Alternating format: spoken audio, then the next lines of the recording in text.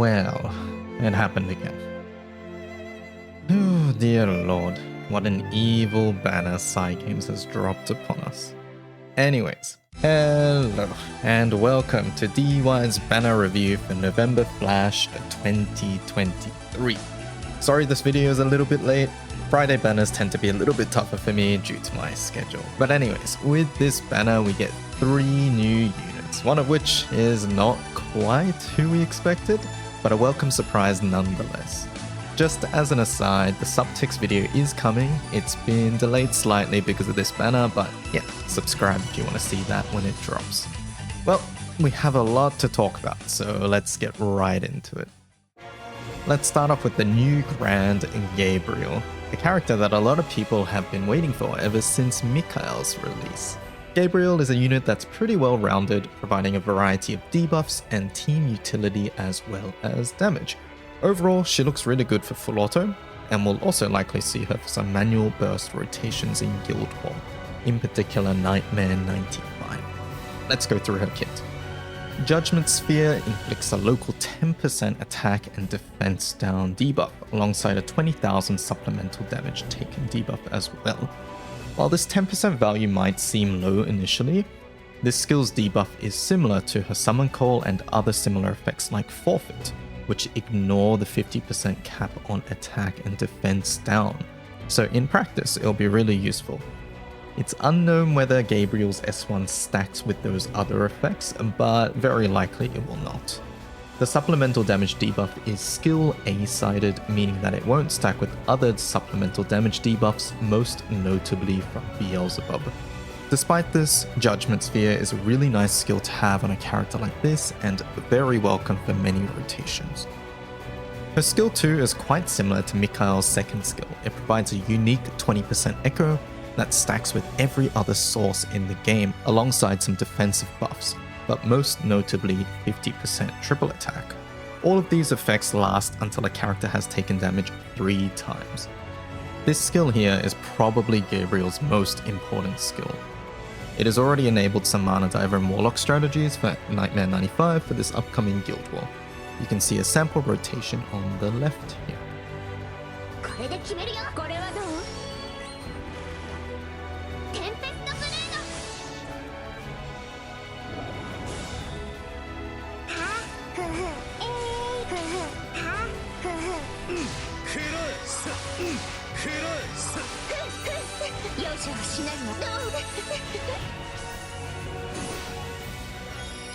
Marturion is a pretty hefty skill damage nuke, which inflicts Glaciate and also dispels a buff from the enemy. This skill is already decent on its own, but it also auto-activates whenever she normal attacks with 4 stacks of her unique buff. This stack is gained every time a unit triple attacks. Due to this passive, Gabriel is able to stack up Glaciate on a foe relatively quickly, and can synergize really well with units like Lancelot. However, do note that Lance himself cannot raise Gabriel's stack count, as he can only double attack. The damage from this nuke shouldn't be ignored either. With a relatively standard grid, it seems to be doing anywhere between like 7 to 10 million damage, which is quite a lot. Finally, her second passive boosts all Magna and Primal weapon mods, similar to Mikhail's passive. This passive is extremely powerful to say the least, and this passive working from the backline pretty much means that Gabriel is an insta-slot into every party. It will also allow certain grids to meet the 100% critical hit rate threshold, which wasn't previously possible. However, speaking of crit grids, we need to talk about the weapon she comes with. Gospel of Water and Sky is a pain and suffering clone, providing supplemental damage, dagger voltage, and general damage cap. This supplemental damage will not stack with other sources of general grid supplemental damage, most notably for Whamda Spear and Hrsvelga. So for Hrsvelga grids in particular, this weapon doesn't actually change too much at all. However, where you will see this weapon be used is pretty much every single other grid. 2 of these will be used over Whamda Spear, and as a result, you don't really have to run the crit package anymore. This frees up an immense amount of grid space for both Primal and Magna grids. Although I never recommend forcing bad weapons into your grid to gain benefit from the voltage modifier, Water actually has some decent daggers in Levy Dagger and Knight of Ice. You can use whichever one depending on the team and the raid that you're fighting. In next week's Guild War, you will likely see this weapon be used for most full auto and non-Hrsvelg burst teams. Both Gabriel and her weapon are looking to be pretty core components for water. They both have really high potential and are relatively future-proof. The weapon does lose a fair amount of value if you own Hrsvelga, but outside of that, it will be part of pretty much every optimal grid. I'll talk about this more later in the video, but to answer your question, no. You do not need Gabriel for Water Guild War. Trust me, you'll be fine. For my full banner assessment, you can skip to the chapter I've marked. But for now, let's talk about the next character, Barawa and Sarya. Zooming in on their scooter, we have a skill damage based duo unit that focuses heavily on dispelling debuffs from the enemy. Skill 1 has what I think is probably the first time we've seen this, a ability to reset its cooldown upon use. It can proc up to 10 times a turn if you get really lucky. Now, in practice, I think on average you probably get like 2 to 3 casts, and other than being a decent damage nuke, it also provides charge bar to Barawa and Sarya.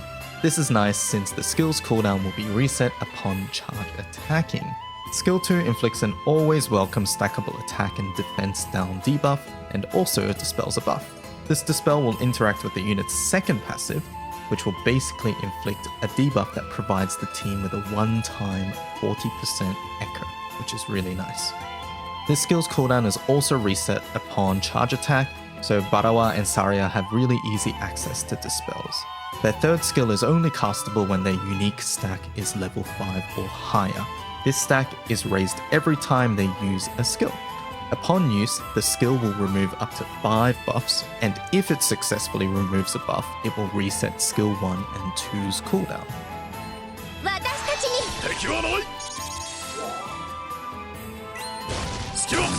Overall, Barawa and Sarya's kit is very cohesive and really fun in content. You deal a lot of skill nukes and in the process dispel some enemy buffs, which in turn allows you to click more skills. The main forms of content where this will be relevant is Guild War and Ra, as both raids will have local buffs that you can dispel constantly. They look to be a solid full auto character, but unlikely to see notable use in other forms of content. Finally, we have Volenna, who has finally been set free from her SR jail. Volenna has a very simple but effective skill set. Most notably, her skill 2 and 3 has very high potential to be used in short burst rotations. Her third skill provides 20% echo and guaranteed triple attack for 2 turns. This can be paired alongside her second skill, which gives you 10% damage amplified to auto attacks. Do note that Volenna's echo does not stack with other A-sided skills, most notably from Fairy, Haluela Maluel, and Yukata Zalmalina. And the damage amplified from her second skill will not stack with most notably Halloween Mugen. With her similarities to Fairy and Mugen, Volenna will probably be a solid alternative to NM95 teams if you're missing one of those characters, and perhaps also if you have a weaker grid, as bringing Huanglong for Fairy's third skill is no longer required. Although her first passive provides even more echo to units with shield, this is unlikely to be relevant in burst setups as it does not stack with Falsehood Opus or Halloween Mugen's passive. Also, currently the only relevant shield source in light is Zeus's Call, so it's not something you really want to be doing in a burst rotation. Overall, Volenna looks to be a unit with some solid potential for shorter burst rotations. Moving on to the other Rateups, we have Europa and Lancelot. Europa herself is unfortunately not useful in any forms of content. She's vastly outdated, and I really hope she gets a rebalance and FLB soon. Hopefully a little better than Grimly and Shiva. Her weapon, Galilee's Insight, is also in a bit of a weird spot right now. With Gabriel's weapon, water now doesn't rely on Wanda's spear, which means crit is no longer needed for the grid. Galilee does still provide a hefty stamina 2 mod, but other than that, it doesn't really give too much else. In any case, with the introduction of Gabriel daggers, it's unlikely that you'll ever see more than one of these weapons in the grid. On the other hand, Lance is sort of the opposite. Although he's not used for many manual or HL content, Lance is still a really solid damage dealer for full auto and OTKs. He provides very consistent damage, and with recent support to Glaciate characters like with Volenna, Rebalance, or Gabriel, he will naturally gain more synergistic party members over time. He's one of the better characters for a skill damage based mash strategy, which is something we might see in Water Guild War, the Nightmare 200. Knight of Ice is a strong weapon for skill damage based teams and also has synergy with Gabriel's weapon as it's a dagger itself. Previously, it was hard to fit in the grid since so many slots were taken up by Water's crit pieces, but with Gabriel Dagger, there's a lot more room to play with now. Since it is a skill damage weapon, you will see it be used the most in full auto setups. Although I have seen up to 3 copies of this weapon in a grid, I think 2 will cover most use cases. So, with all of the rate-ups out of the way, should you Spark? No. No, I really recommend against it. If you guys remember, back to the Kaguya banner, I mentioned that that banner was a skip due to its close proximity with other seasonal banners. And this Gabriel banner is even worse.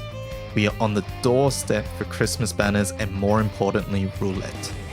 I want to stress that yes, it will suck not having Gabriel for Guild War, but if you really want her, you can spark her next month with new fancy Christmas characters, and if those don't catch your interest, the December 28th Flash banner will have a huge discount from roulette, and by the way, that banner also introduces a new Grand unit.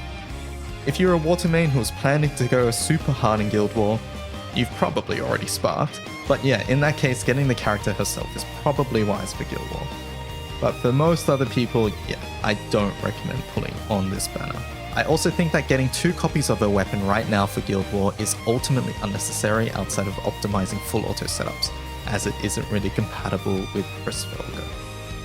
Alright, and that's it for this video. Thank you so much for watching, and hopefully it was helpful. Like I mentioned at the start, the Subtics video will be out hopefully within the next couple of days, so stay tuned for that. I stream regularly on Twitch and actually on YouTube lately as well. Although I won't be super try-hard ranking this Water Guild War, I will be streaming for the vast majority of it, so come say hi. Anyways, that's it from me for now. Good luck if you're pulling, stay strong if you're saving, and I'll see you guys next time. Bye-bye.